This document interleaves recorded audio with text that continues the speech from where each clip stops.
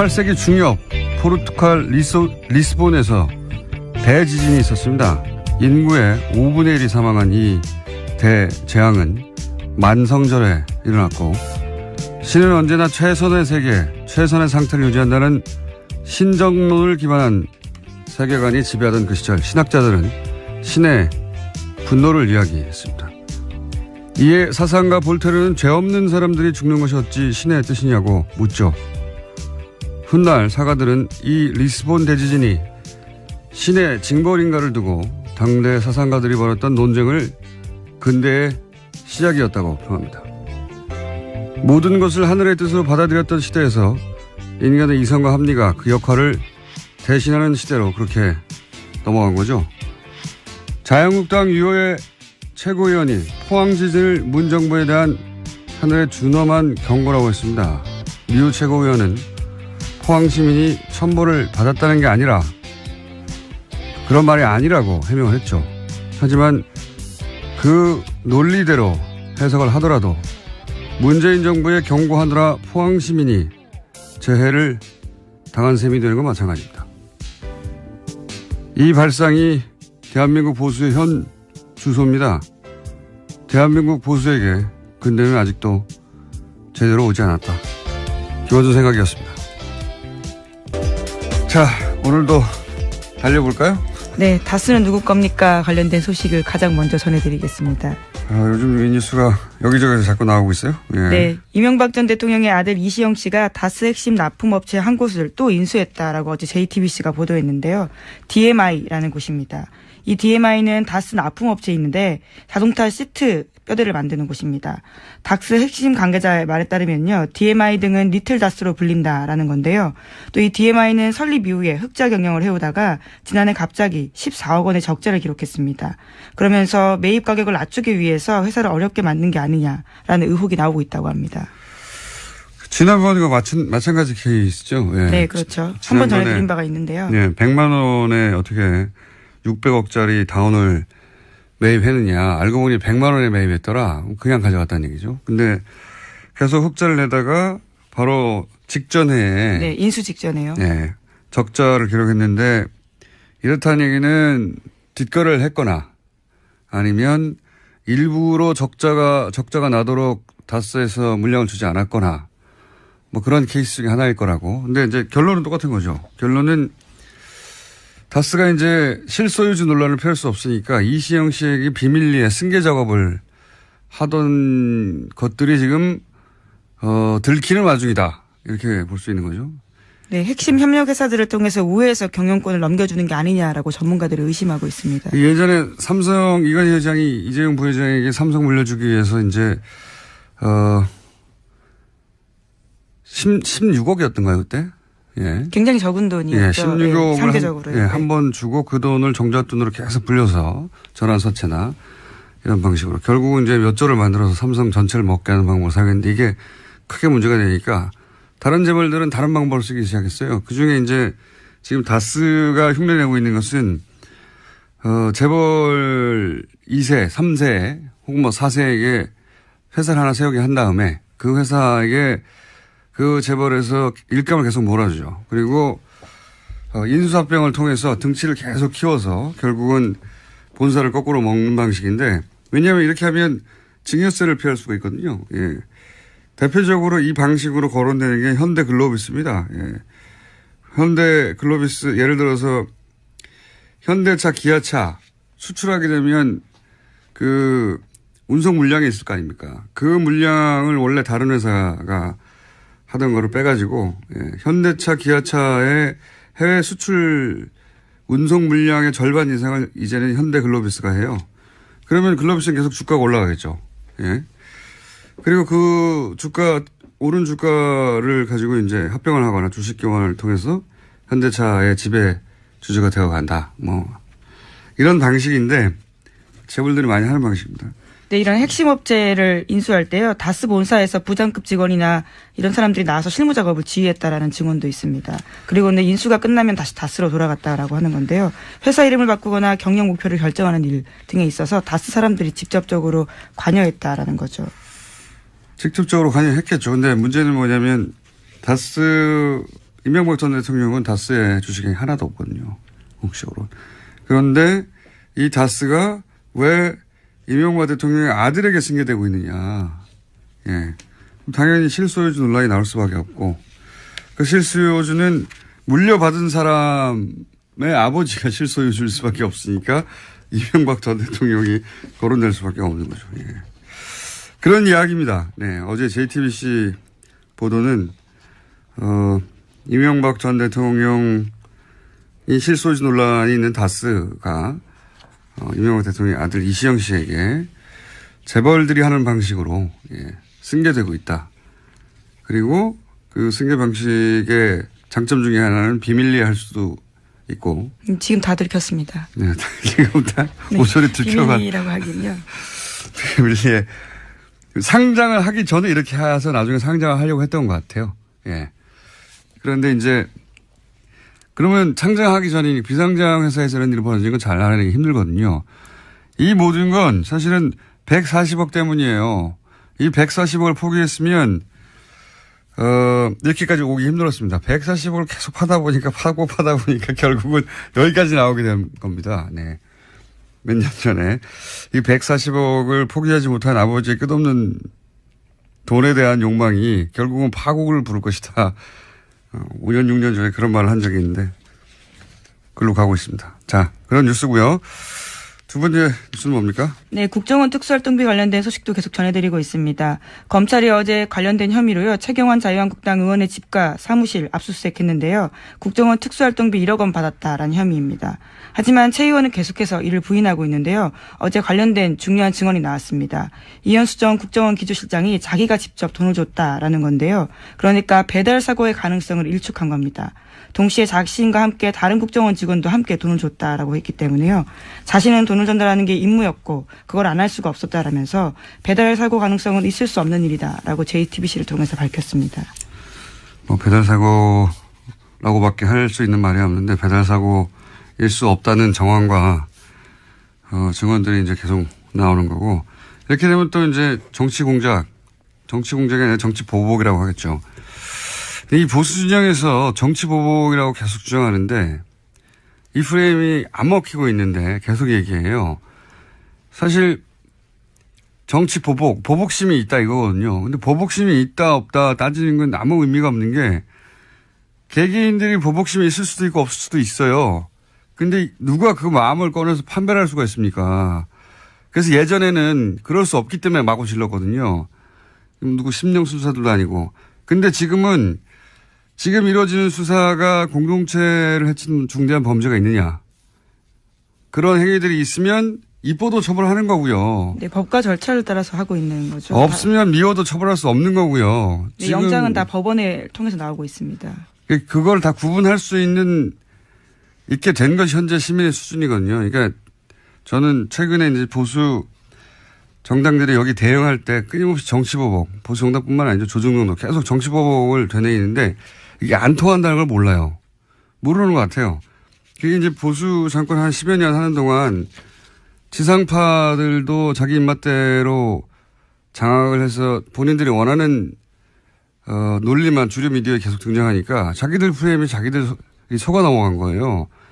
그 10년 동안 일반 시민들은 사실은 굉장히 다변화된 미디어 플랫폼으로 스스로 뉴스 찾아보고 스스로 뉴스를 전파하고 그렇게 진화를 했는데 이 한 10여 년간 자기들을 보호할 거라고 생각하고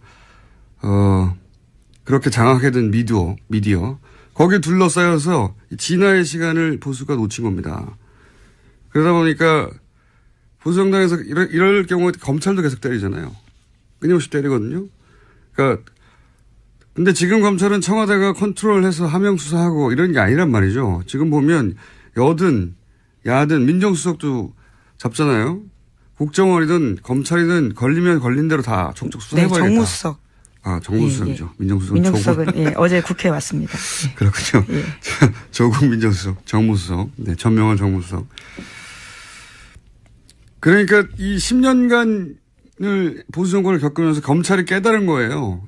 그러니까 문재인 정부를 맞이하면서 검찰이 깨달은 이거 검찰의 방식인 거죠.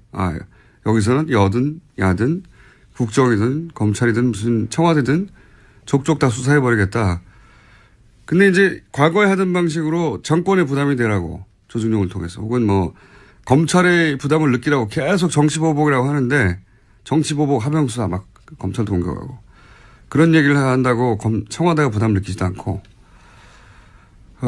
문재인 대통령이 그런 사람도 아니고 검찰은 점점 약이 오르고 이런 보복 정치 주구장창 얘기하는 건 자기들 무덤을 파는 겁니다. 이 문화 지체를 따라잡지 못하면 앞으로 보수 오랫동안 힘듭니다. 이런 얘기 안 통한다는 거, 단순히 안 통한다는 게 아니라 본인들에게 해가 돼요. 제가 말한다고 제 말 듣겠습니까만은 다음 뉴스는요. 네, 특수활동비 관련된 소식 하나만 더 전해드리면요. 어제 더불어민주당 원혜영 의원이 자유한국당 홍준표 대표의 특수활동비 관련된 발언에 대해서 거짓말이다라고 선을 그었습니다. 홍 대표가 자신이 국회 운영위원장을 맡았던 당시에 국회 특수활동비로 야당 원내대표들한테 국회 운영비용으로 일정 금액을 줬다라고 이야기했는데요. 이에 대해서 원혜영 의원은 어떤 돈도 받은 사실이 없다면서 분명한 해명을 요구한다라고 밝혔습니다. 해명과 사과가 없을 경우에는 부득이하게 법적 조치도 검토하지 않을 수 없다라고 했습니다. 이거 홍준표 대표가 곤란한 지경에 처할 것 같은데요. 왜냐하면 한 4천, 5천 정도가 매달, 국회 특수활동비, 예전에 판공비라고 불렀어요, 이거. 판공비라고 불렀는데, 뭐 국회 대책비라고도 하고, 여하간, 지금 뉴스의 흐름에서 얘기하자면 특수활동비죠, 이게. 예. 특활비, 판공비라고 불렀던 돈인데, 이거가 국회 운영위원장, 이게 나온단 말이죠. 네, 여당 원내대표가 겸직을 하고 있는 자리입니다. 당시 원내대표였거든요. 당시 여당 원내대표였고 홍준표 대표가 2008년 9년. 그러니까 이명박 정부 때죠. 근데 지난 대선 후보 토론회 때 김진태 의원이 무슨 말을 했냐면 당시 후보가 홍준표 대표에게 국회 운영위원장 시절에 판공비 일부를 집에 가져간 건 문제 아니냐. 이 워딩은 김진태 의원이 한 겁니다. 예. 그러니까 이 판공비요, 말하자면. 이 판공비에 대해서 집에 가져간 건 문제가 아니냐 그랬더니 당시에 이제 당황했나 봐요. 토론회 때 뭐라고 대답했냐면 정치 자금으로 쓰고 남은 개인 돈은 집에 가져갔다. 이게 애매한 말이잖아요. 그러니까 요는 그때 이제 판공비하고 개인 월급하고 섞어서 쓰다가 남은 돈은 이게 개인 돈이니까 섞어 썼다는 얘기죠. 네, 이게 해명이 꼬이게 된 게요. 이 홍준표 대표가 가장 예민하게 여기고 있는 성원정 리스트와 관련돼 있습니다. 2015년 당시의 일에 대해서 해명하면서 처음부터 그렇죠. 발이 꼬였거든요. 왜냐하면은 지금 1억 2천 그때 당시에 이제 그 대선 후보 출마하면서 기탁금 1억 2천이 어디서 났느냐. 그 돈이 어떻게 마련되어 있느냐를 해명을 하던 와중에 끝에 이 얘기가 나온 거거든요. 그러니까 국회 운영위원장 시절에 판공비 일부를 유용한 게 아니냐는 의혹은 당내에 있었나 봐요. 그러니까 거의 8, 9년 지난 다음에 그 얘기가 나왔겠죠. 어쨌든 이 특활비 문제가 다시 논란이 되니까 그로부터 7개월, 8개월 있다가 이제 페이스북에 올린 내용이 뭐냐면 한 4, 5천 나오는데 그중에 정책위 의장에게 정책개발비로 1,500만 원을 주고 원내 행정국에 700만 원을 주고 원내 부대표단에게 10명에게 격월로 100만 원씩 주고 그러면 매월 500만 원 썼다는 얘기거든요. 이렇게만 하고 나면 이 합이 2,700밖에 안 돼요. 그러면 1,300만 원, 5천만 원이면 2,300만 원이 비는 겁니다. 그 비는 거를 메우려고 하다 보니까 야당 원내대표들에게 줬다라고 얘기를 했는데 야당 원내대표였던 당시 원혜영 의원이 나는 못 받았다 해버리니까 돈이 비는 겁니다. 지금 1,000만 원 이상이 매달. 그래서 이 말과 대선 후보 토론회 때 이야기가 다시 이렇게 맞물리게 된 거예요. 이 얘기를 왜 안 하나 모르겠는데 그러니까 이 이야기는 단순히 지금 판공비 중에 일부를 원내대표한테 줬는데 못 받았다고 한다가 아니라 그 남은 돈을 집으로 가져간 게 문제가 아니냐는 6개월, 7개월 전에 대선 후보 토론회 때 김진태 의원의 지적하고 맞물려서 남은 돈을 집으로 가져갔나 하는 의혹이 생기게 되는 이거 제가 보기에는 큰 문제가 될 수 있을 것 같습니다. 아마 7개월, 8개월 전 얘기가 생각이 안 나서 아직 기사화가 안 된 것 같은데 기자들이 곧 묻게 될 것 같아요. 이 문제는. 위기입니다. 김 대표. 다음 뉴스는요. 네, 한겨레 21이 2012년 12월 국정원 댓글 사건이 발각된 직후에 국정원과 경찰 핵심 인물 10명이 전화와 문자를 주고받은 내역을 입수해서 분석했습니다. 이들은 12월 11일부터 엿새 동안 휴대전화 번호 14개를 사용했는데요.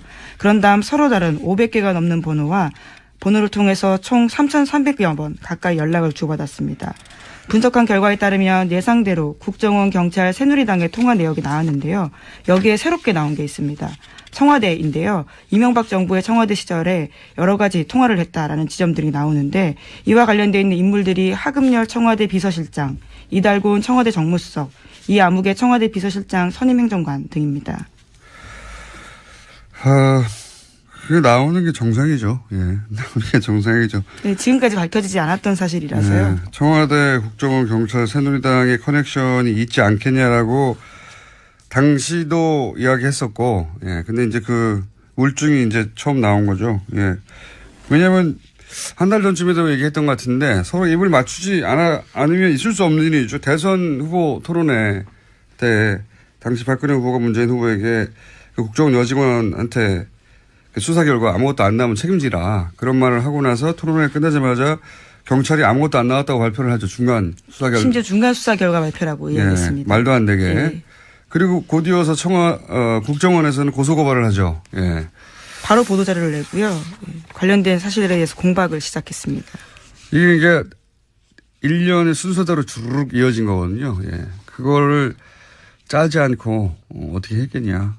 이 사실은 저는 이게 아주 큰 수사 대상이라고 보는 것이 그랬다는 얘기는 당시에 청와대, 경찰, 국정원이 명백하게 대선에 개입한 거거든요. 선거 개입. 요 선거 개입 건만으로도 큰 건이 됩니다. 이 국정원과 청와대와 국정원과 경찰과 새누리당이 각각 한 몸으로 대선에 개입했다는 얘기잖아요. 실제 특정 사건을 아무런 혐의가 없다고 발표를 중간에 근거 없이 해버리고 국정원은 거기 고소고발을 한다고 하고 대선 후보는 거기에 맞춰서 토론을 하고 질문을 하고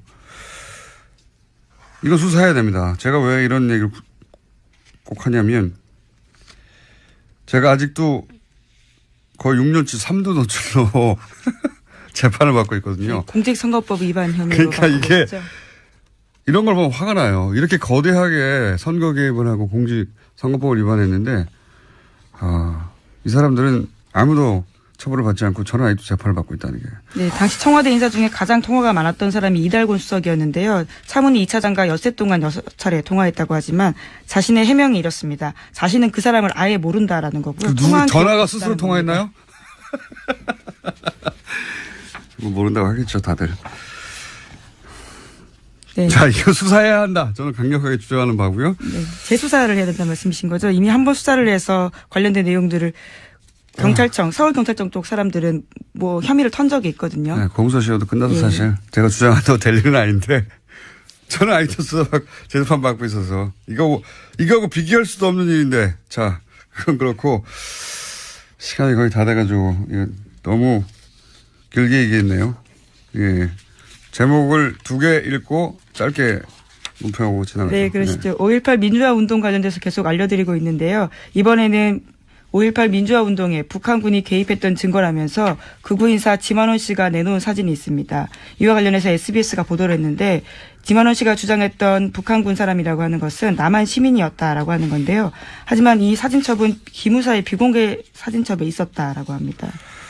이런 걸 보면 사실은 5.18 이 북한의 소행이었다고 하는 프레임, 이 프레임은 그냥 우발적으로 혹은 뭐 누군가 개인의 소신에 의해서 주장한 게 아니라 군 혹은 뭐 국정원 그 정보기관을 통해서 왜냐하면은 박근혜 정부 시절에는 탈북자라고 정체를 모를 사람이 나와서 TV조선에서 종편에서 그런 주장을 많이 했습니다. 종편에서 그런 주장 되게 많이 했거든요. 예. 근데 그때 쓰였던 근거 자료로 하며 나왔던 사진이 이게 이제 기무사 비공개 사진첩에 있었다는 거 아닙니까? 그렇다는 얘기는 아마도 당시에 군이 찍은 사진, 뭐 보안사가 찍은 사진이 이 민간인에게 제공됐다는 건데 이거 뭐 지만원 씨가 기무사에 침투해가지고 뺐을 리도 없고요. 자신의 해명이 있는데요. 해당 사진은 언론사 데이터베이스에서 군기록을 받았다. 변호사를 통해서 받았다라는 건데요. 어떤 언론사인지 변호인인지는 밝히지 않았습니다. 밝힐 수가 없겠죠. 언론사 얘기 없을 테니까 처음 나온 사진인데. 그러니까 북한 사주서를 주장하는 게 단순히 개인의 혹은 뭐 한 사람의 극우 인사가 한 말이 아니라 이렇게 국가기관들이 끊임없이 그렇게 이명박 박근혜 시절에 유포하려고 했던 공작 중의 일부였다라고 저는 보고 이것도 역시 수사 대상이다. 수사 대상 너무 많아요. 지금 서울중앙지검이 수사를 꽉 차 있는 걸로 아는데 기억해뒀다가 제가 앞으로 한 1년 동안 계속 주장할 예정입니다. 수사 대상이라고 하는 거 좀 기억해 주세요. 네, 국방부 5.18 투기 같은 경우에도 37년 만에 본 문서라고 하는데요. 그것을 지만원 씨가 가지고 있었던 거죠. 말이 안 되는 거죠. 5.18 단체에서도 모르던 사진을 어디서 언론사에서 샀습니까? 말도 안 되는 거죠. 또 있나요? 네, 트럼프 대통령 소식만 하나 전해드리겠는데요. 트럼프 대통령이 26일까지 추수감사절 휴가 보냅니다. 그래서 마라라고라는 리조트를 가게 되는데요. 오히려 참모들의 근심이 깊어지고 있다고 합니다. 또 협의되지 않은 트위터를 써서 오히려 문제가 생길까 걱정하고 있다는 겁니다. 트위터에 대해서는 그 참모진들이 인터뷰를 따로 몇 번 했어요. 언론들이 계속 물어보니까 우리는 대통령을 팔로우하지 않는다. 그다음에 대통령 트위터대로 정책을 하는 건 아니다. 이런 해명을 여러 번 했어요. 여러 번 했는데 최근에도 그 풀려난 농구 선수를 공격해가지고 또 논란이 되지 않았습니까? 예, 중국에서 명품을 훔쳐 체포됐다가 풀려났던 UCLA 농구 선수 있는데요. 그 선수들을 향해서 그냥 감옥에 뒀어야 된다라는 트윗을 올렸습니다. 왜냐하면 그 선수 중에 아버지 중 한 명이요. 트럼프 대통령 한 게 뭐냐 이렇게 이야기했거든요. 거기에 대한 반박이었습니다. 그러니까 보통 이렇게 그 국가원수가 어떤 큰 일을 하고 그중에 일부가 불만이 있을 수 있잖아요. 그거 개별적으로 대응하지 않거든요. 그런데 선수 아버지가 트럼프 한 게 뭐 있냐고 그랬더니 바로 풀려나지 말았어야 했다고. 사실 이렇게 개개인을 상대로 국민 한 사람 한 사람을 대응하는 거거든요. 이런 거 안 합니다, 절대. 이거는 동장 정도만 돼도 안 하는 거예요. 굉장히 속 좁은 사람이에요, 진짜. 속 좁은 사람이고 자기밖에 모른다는 게 정말 드러나는 게 이 얘기하니까 또 생각나는데 미국 국무부, 우리로 치면 외교부죠. 외교부에 수많은 자리가 비어 있거든요. 그래서 전직 외교부 관료들이 최근에 정면으로 트럼프를 비판했어요. 이 자리를 채우라고 도대체 뭐 하냐고. 트럼프가 거기에 대해서 말한 게 있습니다. 나만 중요할 뿐이다. 내가 있다는 게 중요하다. 내가 그 자리를 다 대신할 수 있다는 겁니다. 네. 자, 여기까지 하겠습니다.